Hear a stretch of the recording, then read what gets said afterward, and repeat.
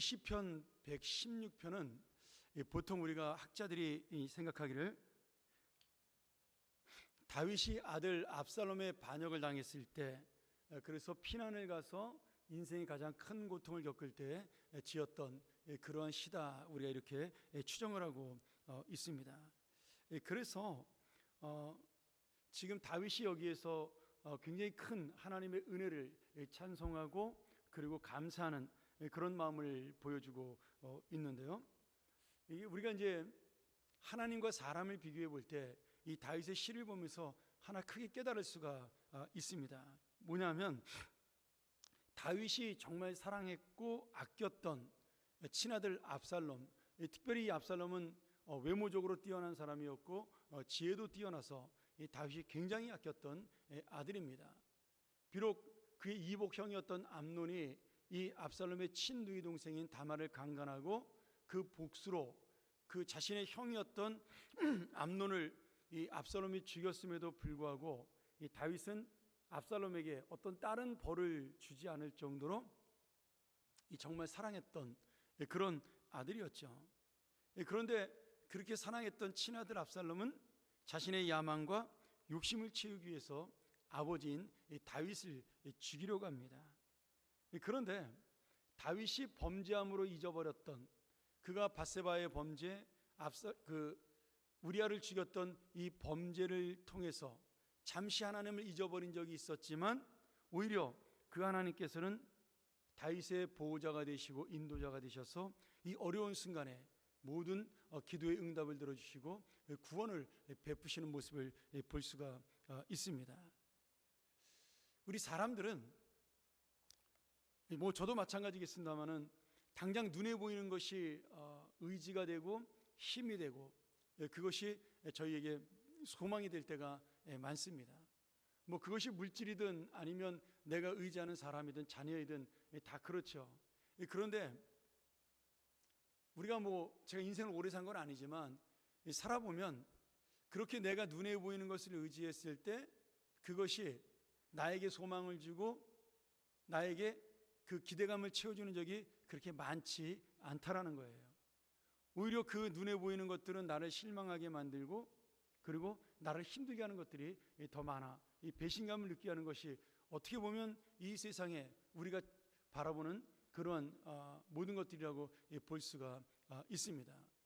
그리고 우리는 어리석게도 그때서야 비로소 하나님을 찾게 되고 하나님만이 정말 내가 의지할 모든 분이시라는 사실을 깨닫게 되면서 그 하나님 앞에 매달리는 그런 모습을 볼 수가 있습니다. 그런데 참 감사하게도 하나님은 그런 우리의 어떻게 보면 좀 얍삽한 모습이지 않습니까? 자기가 아쉬울 때만 하나님을 찾는데, 근데 그게 바로 우리를 사랑하시는 아버지 하나님, 부모님의 사랑이라는 생각이 들어요. 저도 저희 어머님에게 그랬지만 사실 어머님을 기억하고 부모님을 기억하고 사랑하면서 그분을 간직하고 살아가는 게 쉬운 것은 아닙니다. 저에게는 정말 효녀가 많아서 부모님에게 잘하는 분들을 제가 볼 수가 있어요. 그럼 저는 항상 그분들을 생각하면서 제 생각을 한 번씩 하게 됩니다. 나는 저렇게 못했었는데 참 훌륭하다. 그런 생각을 하는데, 그런 효녀라 할지라도 실제로 평상시에 부모를 생각하고 아끼고 부모에 대한 관심을 갖는다, 그렇게 쉽지가 않습니다. 근데 부모는 끊임없이 이 자녀를 생각하고 그 자녀에 대한 마음을 가지고 돌아보는 것이 부모의 마음이죠. 근데 이게 신앙에서도 똑같습니다. 우리가 좋을 때, 편안할 때는 하나님을 기억하지 못합니다. 아니면 습관적으로 그냥 부모님에게 인사하듯 하나님에게도 이렇게 예배드리고 찾을 때가 많죠. 그런데 어려워지면, 아프면, 힘들면 생각나는 것이 부모입니다. 하나님도 신앙적으로 우리가 어렵고 힘들 때 돼서야 그 주님이 얼마나 간절하게 우리의 마음에 와닿는지 우리가 그렇게 찾을 때가 많이 있습니다. 아마 다윗도 이 시편을, 이 116편을 지으면서 아마 그런 마음이 들었었던 것 같아요. 그래서 이 116편 전체를 읽어보면 여기에 두 가지의 은혜를 다윗이 고백하고 있는데요. 하나는 하나님께서 고통 중에도 어려움 중에도 나를 잊지 않고 구원하셨다. 이런 하나님 앞에 정말 고백하는 내용이 담겨 있고요.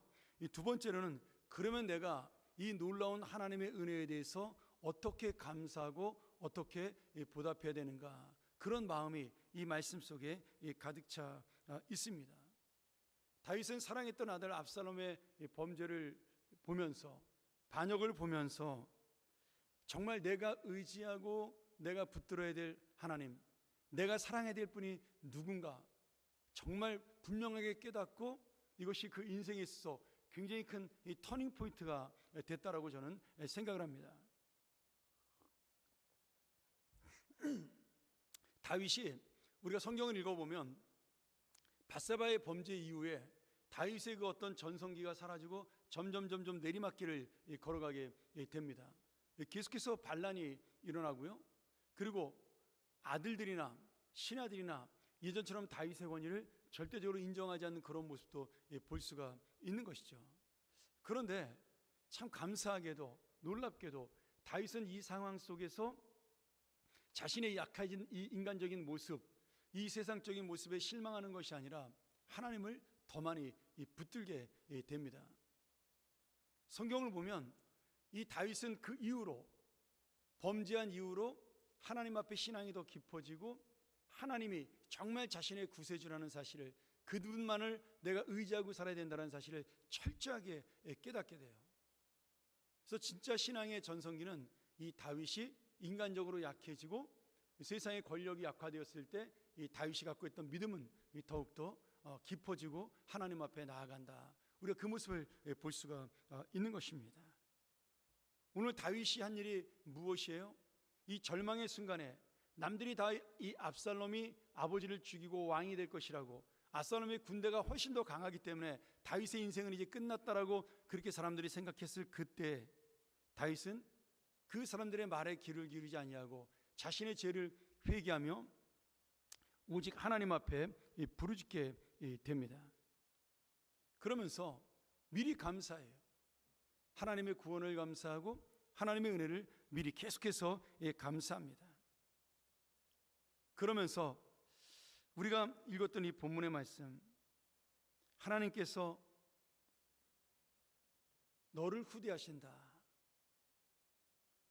여기 후대라는 말 굉장히 좋은 말씀이죠. 이게 히브리어로 가말이라는 단어인데 관대하신 하나님의 은혜를 보여주는 이 단어입니다. 근데 이 안에 또 뭐가 담겼냐 하면 본인, 후대를 받는 사람, 하나님의 대접, 후한 대접을 받는 사람의 상태가 나와 있는데요. 그 뜻이 뭐냐면 젖을 뗀다, 아니면 익어간다, 무르익다, 성숙해진다, 그런 뜻을 갖고 있습니다. 그러니 지금 이 다윗은 하나님이 자신을 잘 후하게 대접하는, 내 인생 가운데 도우시고 인도하시는 그 모습을 보면서 자신의 모습이 어떻게 되는 거예요? 아기가 젖을 떼듯 성장하는, 성숙하는 그런 믿음을 내가 보고 있다, 이렇게 말씀할 수가 있는 것이죠. 지금 다윗은 자신에게 당한 고난과 역경과 어려움, 배신과 그리고 정말 실망과 그 낙심을 원망으로, 불평으로 내어놓지 아니하고 나를 성숙하게 하시는 하나님, 그리고 내 인생에 정말 혼자 걸을 수 있도록 발걸음을 떼게 하시는 하나님, 내가 예전에는 세상의 모든 것을 바라보면서 그것을 붙잡고 살기를 원했지만 이제는 내가 하나님의 은혜를 붙잡고 사는 젖을 뗀 어린아이처럼, 걸음마를 시작한 어린아이처럼 자란, 성숙한, 그렇게 만들어준 하나님에게 감사하는 모습이 오늘 이 다윗의 이 고백 속에 나와 있는 것입니다. 오늘 여러분, 하나님께서 우리에게 좋은 일을 줄 때도 있고 어려움을 줄 때도 있습니다. 그런데 감사는 동일한 것 같아요. 물론 어려운 일을 만나면 당장 감사하기는 쉽지 않습니다. 그런데 시간이 지나서 그 내가 좋은 일을 만나서 감사한 것이나 어려운 일을 만나서 나중에 깨닫고 감사한 것이나 그 감사의 내용이 별로 다르지 않다라는 것을 우리는 경험을 통해 알 수가 있습니다. 한번 여러분 잘 생각해 보셔요. 여러분이 승진했을 때 아니면 사랑하는 자녀를 낳았을 때, 내가 원하는 집을 사거나 무엇인가를 얻었을 때 감사했던 마음, 반대로 내가 힘들고 어려워서 정말 하나님 앞에 간구하고 기도했던 그 모습 속에 나중에 그 주님의 은혜가 응답이 되고 깨달았을 때 했던 감사의 마음, 감사의 내용, 여러분 다른 것이 없습니다. 그 감사의 내용의 공통점은 뭐예요? 하나님은 우리를 사랑하신다라는 사실이에요. 하나님은 결국 우리를 인도하시고 함께 하셨다라는 사실입니다.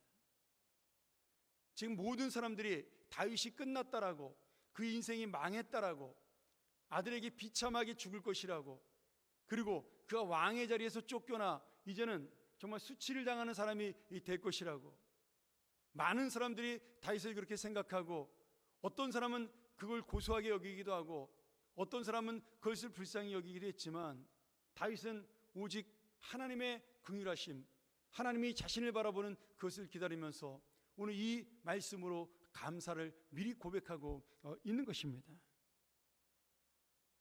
마지막 19절에 우리가 읽지는 않았지만 다윗이 이렇게 고백을 해요. 예루살렘아, 내 한가운데서 곧 여호와의 성전뜰에서 지키리로다. 할렐루야. 마지막 찬양, 내가 다시 예루살렘으로 돌아가, 지금은 쫓겨나 피난길에 있지만 하나님의 은혜로 다시 예루살렘으로 돌아가, 그 한가운데 하나님의 성전뜰에서 내가 다시 예배하고 하나님의 날을, 하나님의 절기를 지키는 때가 올 것이다라고 지금 믿음으로 고백하고 있는 것이죠. 오늘 사랑하는 여러분, 우리 모두가 다윗처럼 어떤 때는 정말 하나님의 깊은 은혜를 받고 그 좋은 환경 속에서, 상황 속에서 승승장구하는 날도 있을 것이고요, 어떤 때는 정말 이렇게 배신과 비난과 점철 속에, 그가 아픔 속에 살아가는 우리의 때도 있을 것입니다. 그런데 우리의 마음은 이리 흔들리고 저리 흔들리고, 좋을 때는 교만하고 어려울 때는 낙심하는 그러한 우리의 약한 마음이지만, 하나님의 은혜는, 하나님의 구원은, 하나님의 사랑은 변함없이 우리와 함께 하신다는 사실입니다. 저는 이 말씀을 준비하면서 하나님께서 우리나라와 이 민족에 대한 그 눈동자와 같이 지키심을 놓치지 않을 것이라는 확신을 갖게 되었습니다. 물론 뉴스를 보고 방송을 보면 정말 불안하기도 하고 짜증이 나기도 하고 답답하기도 하지만, 압살롬의 그 모든 계략이 하나님 앞에서 무너지는 그 모습을 바라보면서 지금 이 나라와 민족을 생각하지 않는 많은 정파적인 사람들, 그러한 사람들, 무지하게 그 악을 따라가는 사람들, 또는 자신의 생각을 가지고 간교하게 나아가는 그런 모든 사람들, 그런 사람들을 하나님이 바라보는 것이 아니라 오늘도 다윗처럼 하나님의 은혜를 기다리며 하나님의 후대하심에 대한 믿음을 가지고 살아가는 사람들 때문에 우리나라와 이 민족에 희망이 있다는 사실을 다시 한번 저는 이 말씀을 보면서 마음속에 굳게 믿게 되었습니다. 내 개인의 인생도 마찬가지죠. 어려운 일도 있고 힘든 일도 있었고 24년을 돌아보면서 정말 여러 가지 일들을 겪었지만, 그러나 결국은 하나님이 인도하시고 도우시고 여기까지 왔다라는 이 사실, 에베네셀의 하나님께서 우리와 함께 하셨다는 사실, 내가 주님 앞에 전심으로 움직일 때 주님이 역사하셨다라는 그 사실이 바로 우리의 새해를 다시 한번 믿음으로 맞이하게 하고 소망 가운데 만나게 하는 그런 놀라운 역사가 있으리라고 믿습니다. 오늘 사랑하는 여러분, 오늘 다시 한번 이 말씀을 통하여 우리에게 구원을 주시고 은혜를 베푸시며 변함없이 신실하게 우리와 함께 하신 하나님을 찬양하고 하나님을 감사하는 것이 너무나 마땅하고 너무나 당연합니다. 오늘 다윗의 기도가, 이 다윗의 고백이 나의 기도와 나의 고백이 되고, 다윗의 그 마지막 감사가, 찬양이 바로 우리의 감사와 이 찬양이 되는 이 아침이 되어서 오늘 한 해를 돌아보고 내년을 소망하면서 여전히 함께 하시고 여전히 신실하신 그 주님의 은혜를 감사하는 이 아침이 되기를, 그래서 그 아침의 은혜가 계속해서 이어지기를 간절히 축원합니다.